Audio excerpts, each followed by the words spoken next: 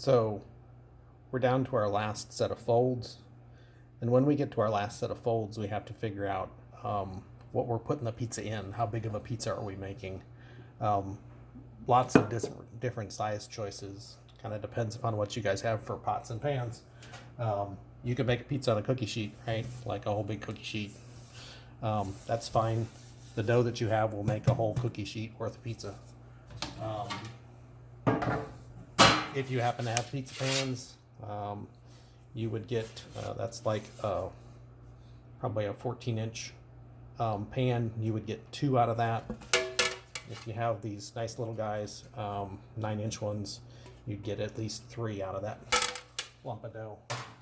If you like thicker pizza, you put more dough on it. If you like thinner pizza, you put less. The constituency of the dough is such that it will do what it wants to do. It really comes down to cooking temperatures. When you put more dough on a pizza crust, right, you don't cook it as hot. So going to do our last fold. I have exactly as much dough here as I need for the pizza size that I make, and so I don't have to do any cutting. But what you want to do is you would, if you said you were gonna do half of this, you'd wanna cut it and get half of that dough and set it off to the side someplace, and then do your folds. Because what you want to end up with at the end of the fold process is that nice ball, right? So there's our first fold, and you can tell the dough is much happier now, right? Stretch is nice. It's picking itself up out of the bowl. The gluten's all there. Everything's kind of done what it's supposed to do.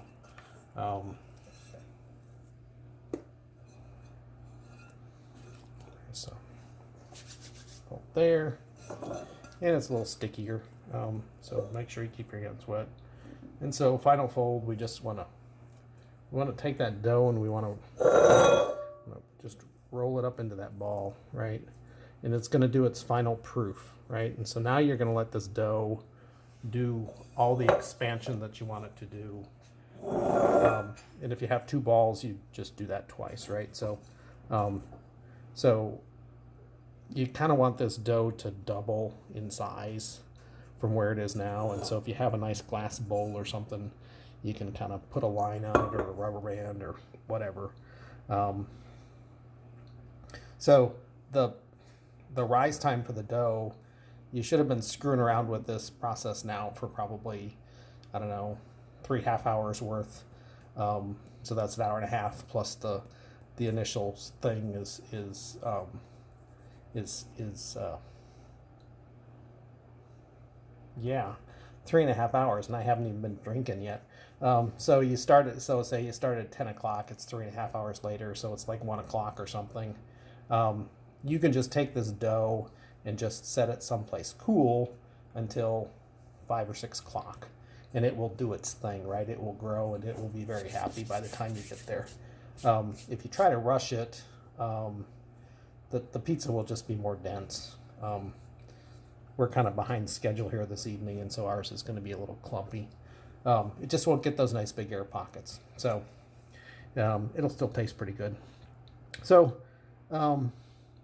you've done all your folding. You're kind of ready to go. So once again, cover it up and leave it sit.